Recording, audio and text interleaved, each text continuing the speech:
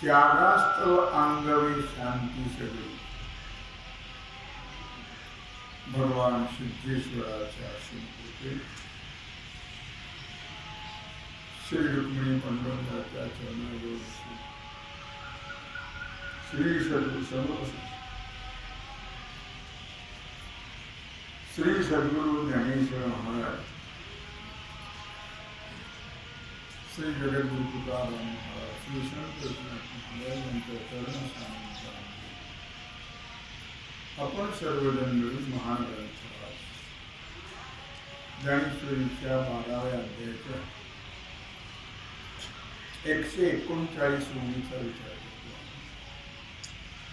विषय अत्यंत सुंदर आहे.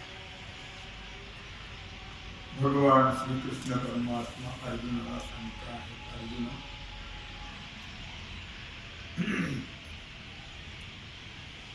कर्म जेथ दुरावे तेथ फलत्यागो संभवे.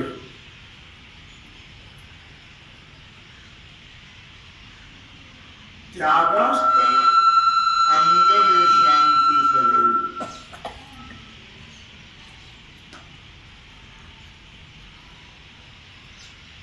कर्म हे नेहमी फळाला उत्पन्न करत असते, पण ते कर्म जेव्हा नाहीसं होतं, दुरावे म्हणजे नाहीसं होतं. कर्म संपल्यानंतरच फलत्याग संभवतो, फलाचा त्याग संभवतो. आणि कर्म संपलं, फलाचा त्याग झाला, मग पूर्ण शांती. त्यागास्तव अंगवे शांती सगळी.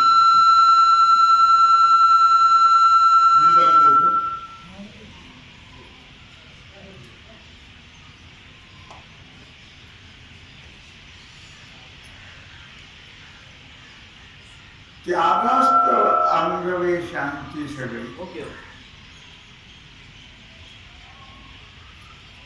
त्यागास शांती अनंतरम. बंद करून टाकण्याची नसर.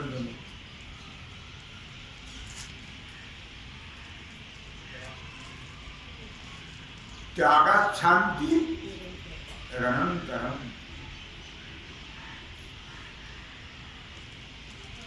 कुठल्याही गोष्टीचा त्याग केल्याशिवाय शांती प्राप्त होत नाही. शांती म्हणजे काय म्हणजे? शांती म्हणजे पूर्ण ब्रह्म अवस्था प्राप्त. याला शांती. शांती म्हणजे उघड तोंड दाबून डोळे झाकून प्रश्न नव्हे. मला संधी नाही. म्हणून शांती कधी दुनिया गेल्यावर मिळायचं का मसला.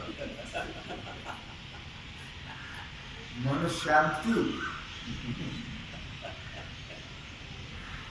अवघड होते काय का मिळेल?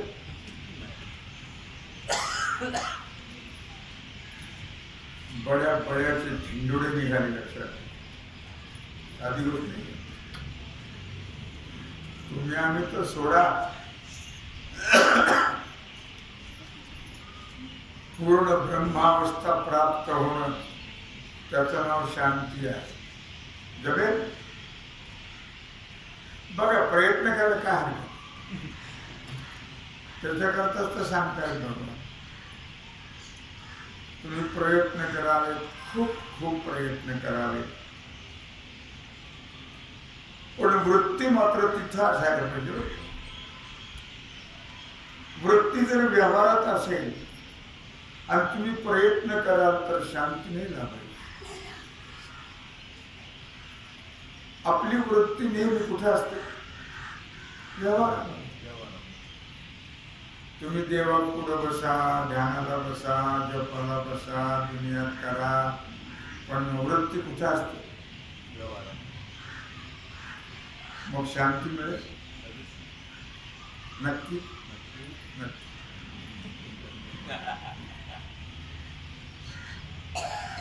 आता शांतीची आवश्यकता आहे का? शांती म्हणजे काय आणि शांतीची आवश्यकता आहे का? भगवान सांगतायत, का बरं शांतीची आवश्यकता आहे? अशांतस्य कुतः सुखम.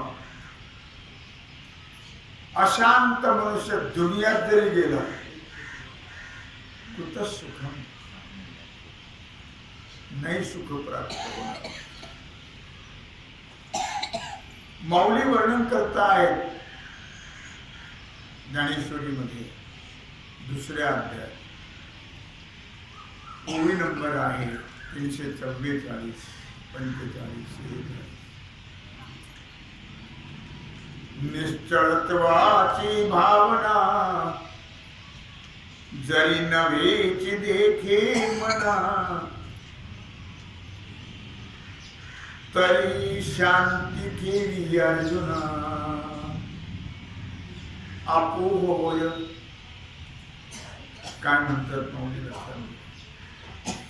निश्चळत्वाची भावना जरी नव्हेची देखे मना, तरी शांती केली अर्जुना आपो होय. चित्त निश्चळ, मन हे निश्चळ राहे ते ठाई, तया सुखा काही उणे असे.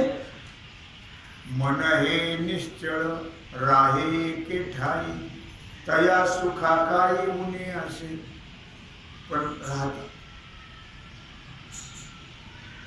निश्चळत्वाची भावना जरी नव्हेची देखे मना. चित्त जर स्थिर झालं नाही तर शांती प्राप्त होईल का? कोणी असो द्या, ब्रह्मदेव का सांग, चित्त स्थिर झालं नाही तर. आणि मानवी देहात तेच करायचे. चित्त स्थिर करून शांती मिळवायची आहे. शांती म्हणजे कोणी बाई नाही, शांती म्हणजे वस्तू नाही, शांती म्हणजे पदार्थ नाही, शांती म्हणजे स्थिती नाही, ब्रह्मस्वरूप शांती म्हणजे. मग चित्त जर स्थिर झालं नाही अर्जुना, तर मग सांग, प्राप्त होईल का शांती? नाही. आपलं चित्त तर काही बोलू नका, हुरग होरण तुळजापूर,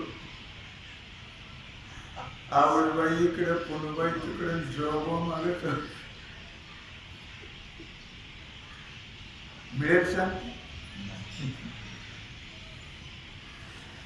आणि जेत शांतीचा जिव्हाळा नाही. शब्द लक्षात घ्या, महत्वाचे.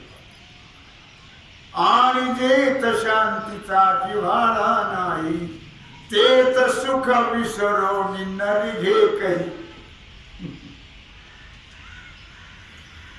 जैसा पापियाच्या ठाई नवसे मोक्ष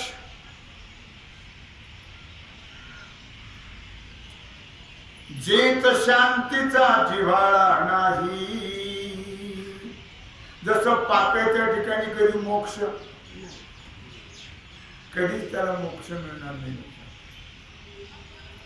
त्याप्रमाणे ज्या ठिकाणी शांतीचा जिव्हाळा नाही, कळलं? जिव्हाळा, जिव्हाळा शब्द फार महत्वाचा.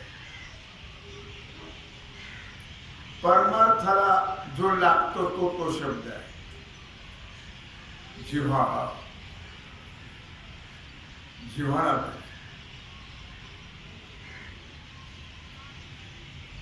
जिथं जिव्हाळाच नाहीये लक्षात ठेवा, तिथं सुख विसरून सुद्धा प्राप्त होणार नाही. विसरून स्वप्नात नाही होणार. काय तेथ विसरून सुख नरघेची काही. विसरून सुद्धा तिथं सुख, सुखही कळलं पाहिजे, शांती कळली पाहिजे, जिव्हाळा कळला पाहिजे, सगळंच कळलं पाहिजे. आणि परमार्थाला जिव्हाळा लागतो. जिव्हाळा म्हणजे काय? जिव्हाळा म्हणजे काय? नाही याच्यात माझ्यातली काय?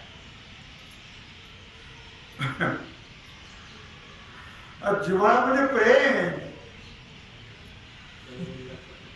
जिव्हाळा म्हणजे प्रेम. प्रेम नुसतं प्रेम शब्द नावा लक्षात ठेवा. आपण तो प्रेम कशालाही समजतो.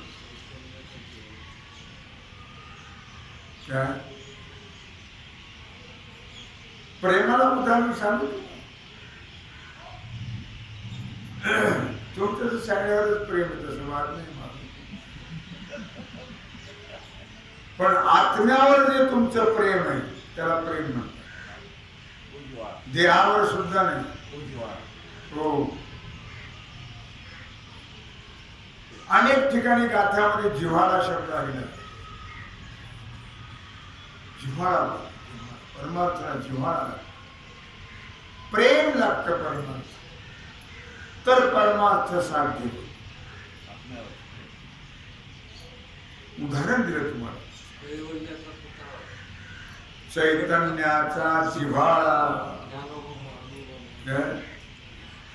कैवल्याचा पुतळा, चैतन्याचा जिव्हाळा ज्ञानोबा.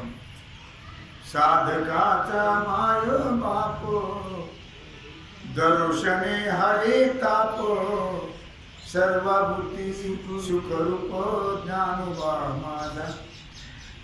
कैवल्याचा पुतळा, चैतन्याचा जिव्हाळा, चैतन्याचं प्रेम, जिव्हाळा. म्हणून म्हटलं या ठिकाणी जेत शांतीचा जिव्हाळा नाही. ओलावा म्हणा, जिव्हाळा म्हणा, प्रेम म्हणा, तेत सुख विसरून नरघे काही. तिथं सुख विसरून सुद्धा प्राप्त होणार. आणखी दृष्टांत, देखे अग्नि माझी घापती, तिये बिजे दरी विरुढती. दुसरा अध्याय 246. तरी अशांता सुख प्राप्ती घडू शके.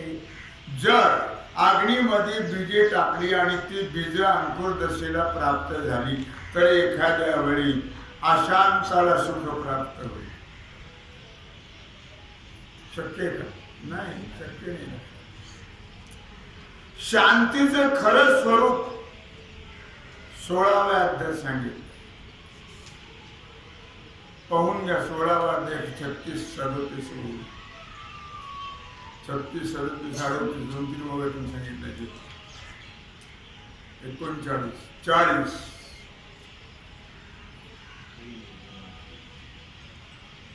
आता शांतीचे जे लिंग ते व्यक्त मद सांग. अर्जुनाने विचारलं, जेव्हा शांती शांती म्हणतात तुम्ही, शांती म्हणजे काय मला सांगायचं नाही. ते व्यक्त मद सांग, देव म्हणती चांग अवधान देई. भगवान म्हटले काय ऐकत नाही, सांग तू पण सावधान होऊन अवधान दे, म्हणजे ऐक सर्वांगाचे कान करू. तरी गिळून या नेयाते, ज्ञाता ज्ञानही मागवते. हरपती निरुते ते शांती पैगा. आणि शांतीचं वेगळं रूप सांगितलं. गिळून ज्ञेयाते, ज्ञाता ज्ञान ज्ञेय त्रिपुटी आहे. ही त्रिपुटी संपली की शांती. त्रिपुटी संपत नाही. त्रिपुटी म्हणजे प्रपंच. लक्षात घ्या. गिळून ज्ञेयाते, ज्ञेय ज्याच्या द्वारा, ज्ञेय म्हणजे विषय, ज्ञाता म्हणजे जाणणारा, ज्ञान म्हणजे ज्याच्या द्वारा जाणल्या जात ते. गिळून ज्ञेयाते ज्ञाताना ज्ञानही मागवते. ज्ञेय संपलं की ज्ञाताही संपला पाहिजे आणि ज्ञानही संपलं पाहिजे. त्रिपुटी संपली पाहिजे. हरपे म्हणजे संपलं पाहिजे. निरुते शांती पैगा, मग त्याला शांती. त्रिपुटी संपली की शांती, त्रिपुटी संपली की परमार्थ. जिथे त्रिपुटी आहे त्याला प्रपंच म्हणतात. लक्षात घ्या. त्रिपुटी म्हणजे प्रपंच झाला तो. त्रिपुटी रहित तो परमार्थ आहे. जैसा प्रळयांबुचा उभरू, बुडवून विश्वाचा पवाडू. होय आपण पे निबिडू, आपण पाची. 16:138 बोल. जैसा प्रळयांबुचा उभरू. प्रळयांबू म्हणजे प्रळयाचा जो पाण्याचा लोट आहे. लक्षात ठेवा. तो काय करतो? बुडवून विश्वाचा पवाडू. प्रलय काळात काय होतं? प्रलय काळामध्ये नुसता वारा सोडतो. 12 वर्ष 12 वर्ष सोसाट्याचा वारा. नंतर 12 वर्ष नुसता अग्नी भडकल्या, सगळं जाळून राख. म्हणजे त्याचा अर्थ असा, 12 सूर्य, आता एकच सूर्य तपतो आहे तर 45 डिग्री गेले उष्ण. असे 12 सूर्य तपतात. काय राहत? सगळे राख होऊन गेले. आणि मग 12 वर्ष नुसता पाऊस पडतो, मुसळधार, धो धो धो. सगळं विश्व काय म्हणते? जैसा प्रळयांबुचा उभरू, बुडवून विश्वाचा पवाडू. हे सगळं विश्व बुडून जात. राहतच नाही विश्व तोपर्यंत.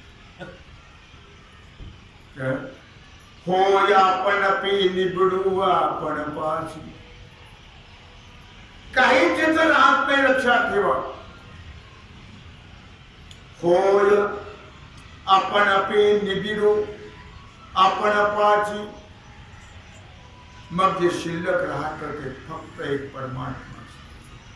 बाकी काही शिल्लक नाही. सर्व समाप्त. मग काय तिथं? मग उगम ओघ सिंधू नुरेची व्यवहार भेदू परी जलाइक्याचा बोधू तोही कवना. मग उगम राहत नाही, ओघ प्रवाह राहत नाही, नद्या नद काहीच, समुद्रही राहत नाही, सिंधू समुद्रही राहत नाही. नुरेचे व्यवहार भेदू, हा ओढा आहे, ही नदी आहे, हा ओहळ आहे, हा नद आहे, हा समुद्र आहे, काहीच राहत नाही. भेद सगळं एक जलमय होऊन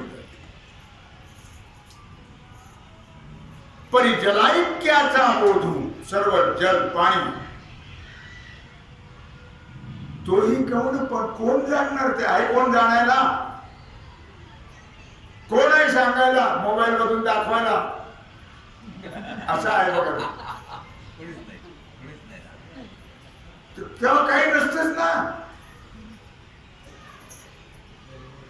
तोही कवना कोण जलाइक्याचा बोधू, कवण कोण जाणेल, कोणी जाणार तुझं, कोणी. तैसी नेया देता मिठी ज्ञातृत्व ही पडे पोटी. मगवरे तेची किरीटी शांतीची रूप. बस याप्रमाणे ज्ञेयाशी, ज्ञेय ज्ञेय म्हणजे विषय नाही, ज्ञेय म्हणजे वस्तू परमात्मा. त्या ज्ञेयाशी म्हणजे त्या परमात्म्याशी ऐक्य झाल्यानंतर ज्ञातृत्वाचाही नाश होतो. ज्ञातृत्व पाहणारा ज्याच्याद्वारे पाहतो ते काही ज्ञाता ज्ञान काही नाही राहत. ज्ञेयाशी एकरूपता प्राप्त होते आणि तेव्हा जे उरते ना अर्जुना, त्याचं नाव शांती. इतकी शांतीची व्याख्या मोठी आहे आणि इतकी अवघड व्याख्या.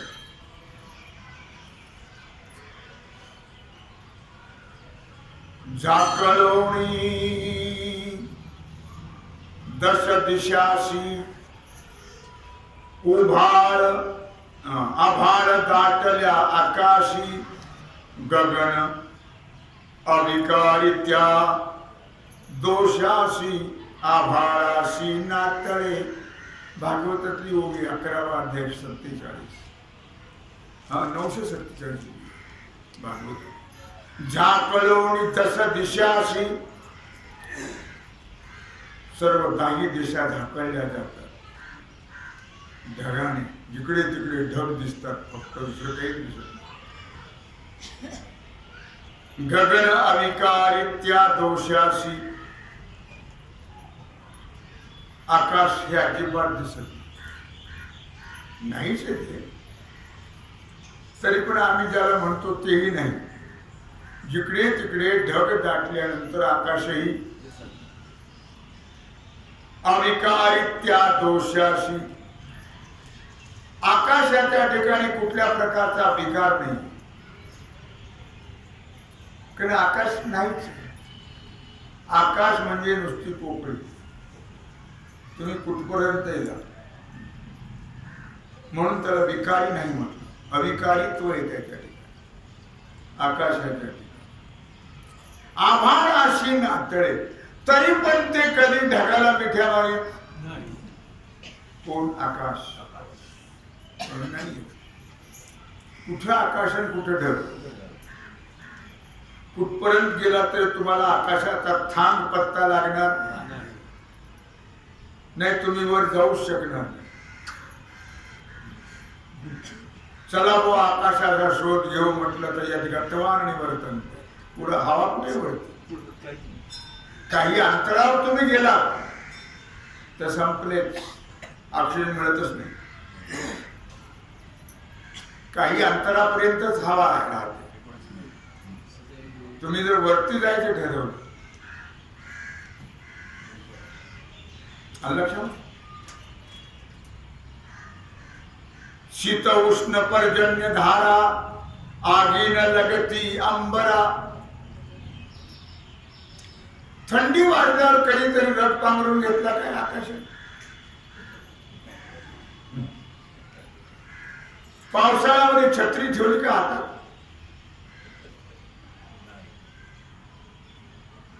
शीत उष्ण फॅन लावला का उन्हाळ्यात?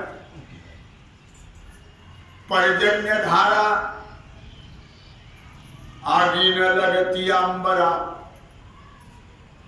अंगीन लगती अंबरा. आकाशाला कधी थंडी नाही, आकाशाला कधी पाऊस नाही, आकाशाला कधी ऊन लागत नाही. काय? आगीन लगती अंगीन लगती अंबरा. अंबर म्हणजे आकाश. तेवी साधूचा उभारा द्वंद्व संभारा निर्द्वंद्व. जसं आकाशाच्या ठिकाणी काहीच नाही, निर्द्वंद्व स्थिती आहे, त्याप्रमाणे साधकाची स्थिती असेल. द्वंद्व संभारा निर्द्वंद्व. द्वंद्वातीत अवस्था व्हावी.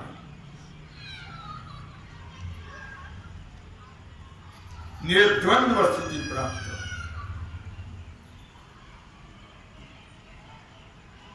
मग त्याला ती शांती प्राप्त. निर्द्वंद्व स्थिती आकाशात ना थंडी ना ऊन ना वारा ना ढगाचा लेश ना पाण्याचा कशातच नाही. निर्द्वंद्व स्थिती आहे. अशा स्थितीत राहा तर ती स्थिती ब्रह्मस्थिती शांती प्राप्त होऊ शकते, एरवी नाही. काम क्रोध सलोभता समूळ मुळीशी न वचता. देही आली जे सा निश्चळता ते न सरे सर्वथा येथ शांती. शांतीची व्याख्या सांगतात नाथराय भागवत.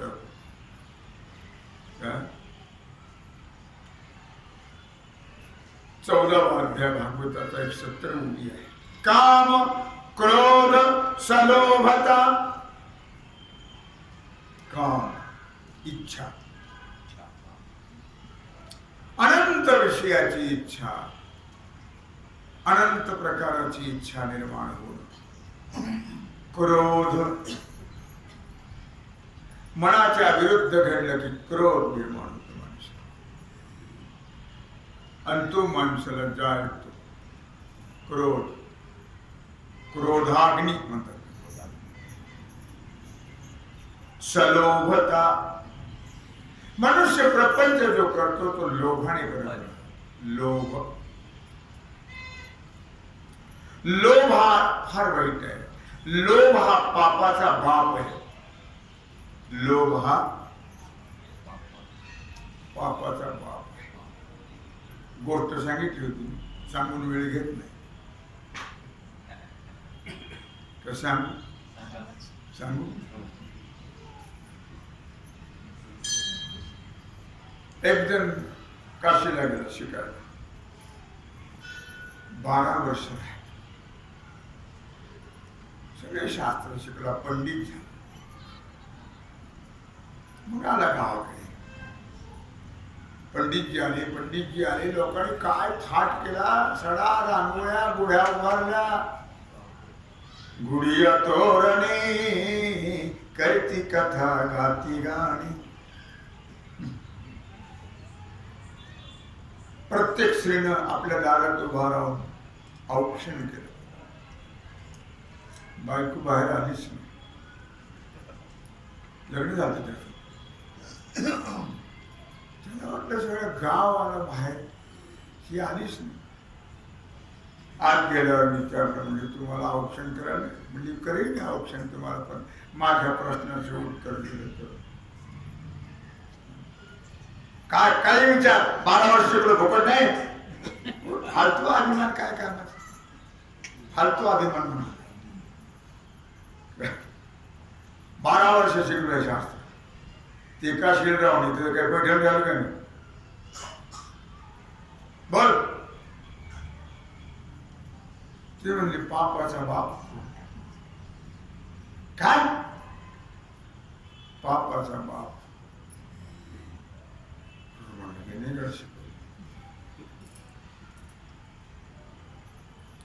हा मग ते तेवढं तुम्ही विचारून घ्या कोणाला. आता कोण सांगणार हे? पापाचा बाप निघाला. आता कोणाला विचारावं, कोणाला विचारावं, कोणाला विचारावं, कोणाला विचारावं. तर ती एका वेश्येच्या माडी खालून चालला. ती म्हणले दाशीला सांगितलं जा तर माणूस मिळाला तर स्वर्गाला गेला की नरकाला जाऊ नये.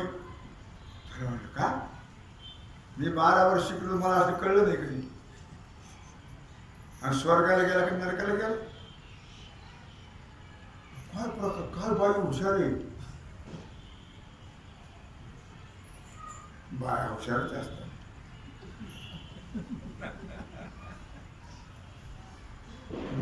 माणसं वगैरे काय बाई असतात.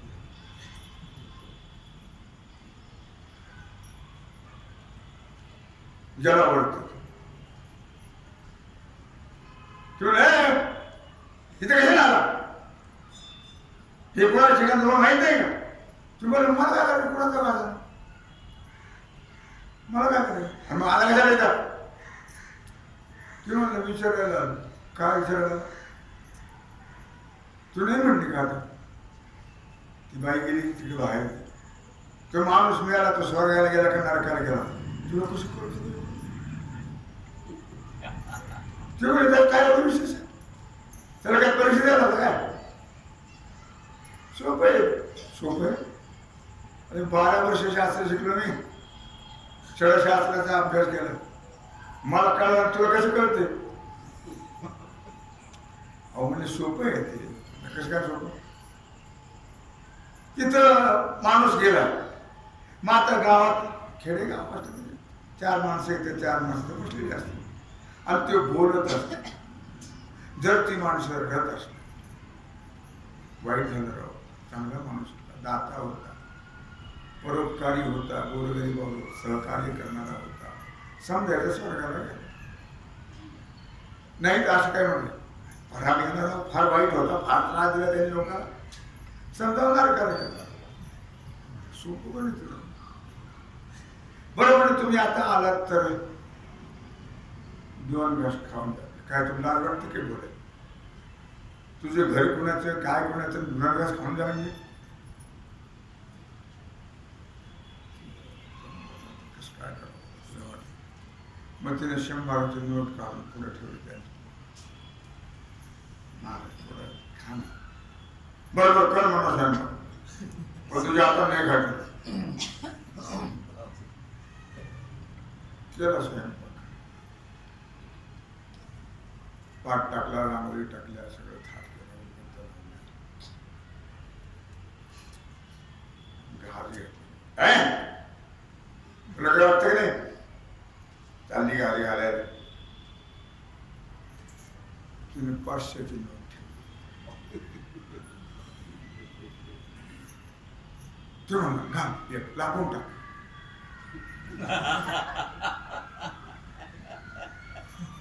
काय म्हणलं? लांबून टाक. तिने लांबून टाकून मागे खवड केल्या.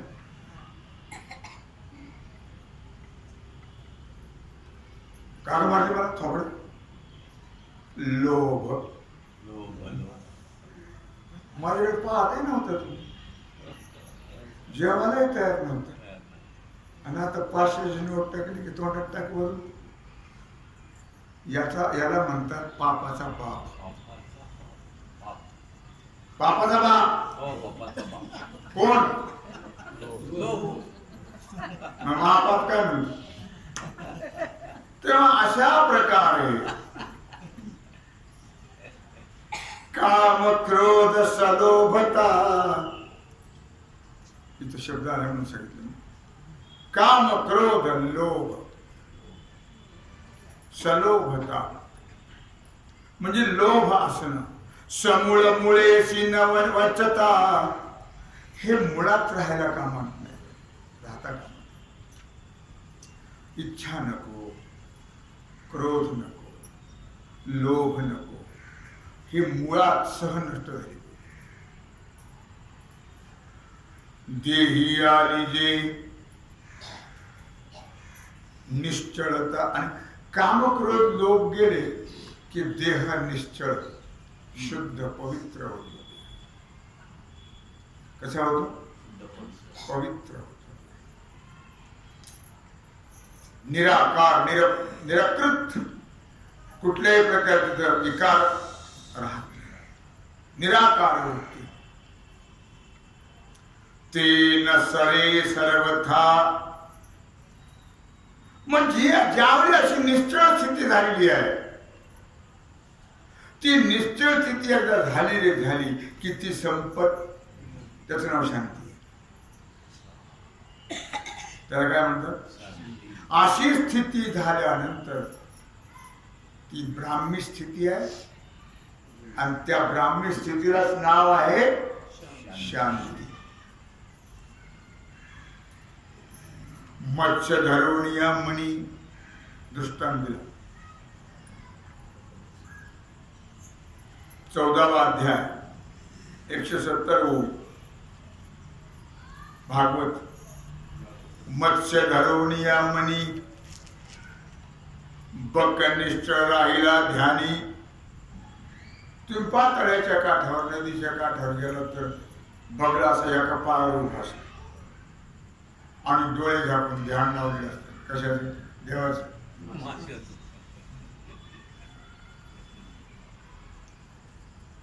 मत्स्य धरून या मनी बक निश्चळ राहिला ध्यानी.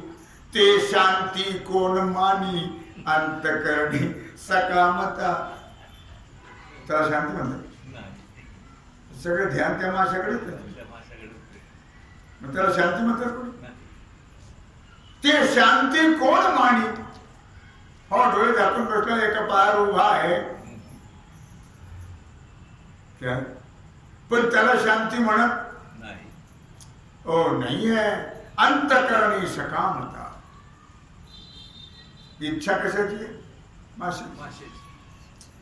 देही स्फुरेना देह अहंता. विरानी काम क्रोध सलोभता. हे विकार जाणं फार आवश्यक आहे आणि अवघड आहे. देही स्फुरेना देह अहंता. देह कोणाचा आहे? आपला आहे? आपला नाही. देह हा पंचमहाभूताचा, पण त्याचा अहंकार राहतो. माझ्यासारखं कोण आहे? काय माझा कलर, काय माझे गाल, काय माझे केस, काय माझे कपडे. मी सांगत नाही, इथं काय म्हणतात? देही स्फुरेना देह अहंता. कुणाचा देह? देह हा पाचाचा आणिला उसला. पंचमहाभूताचा देह. उद्या काय होते बघा. ज्ञानेश्वरी फार सुंदर वर्णन केलं आहे. काय डोळे कमळासारखे हो, पण ते सारखे होतात. गाल काय मस्त, पुढे खारकासारखे होतात. नाक काय सुंदर आहे, सदा त्रिवेणी संगमी नाना. वर्णन ज्ञानेश्वरी 16वा अध्याय बघून घ्या. काय कुणाचा देह? कशा करता अभिमान? कशा करता लोकांना तिरस्कृत करायचं? या कातड्या करता धिक्कार असतात. देह स्फुरेना देह अहंता. विराली सकाम क्रोध सलोभता. देह अहंता संपली पाहिजे. देह अहंकार राहता कामा नये.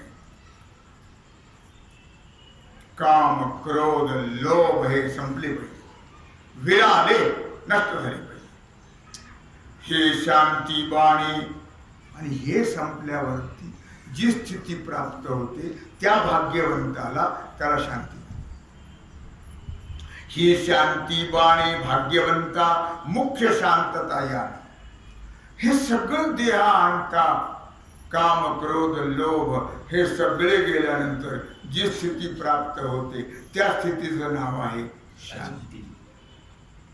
तिला शांती. कुणाला? भाग्यवंताला ती प्राप्त. जसं आमच्या महाराजांनी म्हटलेलं आहे, भाग्यवंत म्हणो जया, भाग्यवंत म्हणो जया, शरण गेले पंढरीराया. ओ आम्ही दैवाचे दैवाचे दास पंढरीरायाचे. आम्ही भाग्यवान आहोत लक्षात. त्याला भाग्य म्हणतात. तुका म्हणे भाग्य या नावे म्हणे जे, संसारी जन्मी जे याची लागी. लक्षामध्ये शांतीतेची, आणि जिथं शांती आहे तिथं समाधान. शांतीतेची समाधान, शांतीतेची ब्रह्मज्ञान, शांतीतेची ब्रह्मपूर्ण सत्य जाण उद्धव. मग ती शांती प्राप्त झालं, त्याचंच नाव समाधान, त्याचंच नाव आहे ब्रह्मज्ञान शांतीचं, आणि त्याचंच नाव आहे परिपूर्ण ब्रह्मावस्था.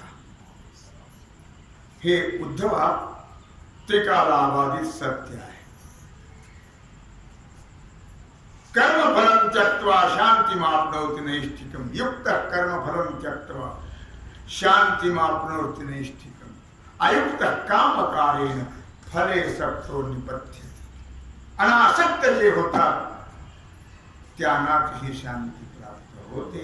म्हणून या ठिकाणी कर्म जेथ दुरावे तेथ फलत्याग संभवे, त्यागास्तव अंगवे शांती सगळी.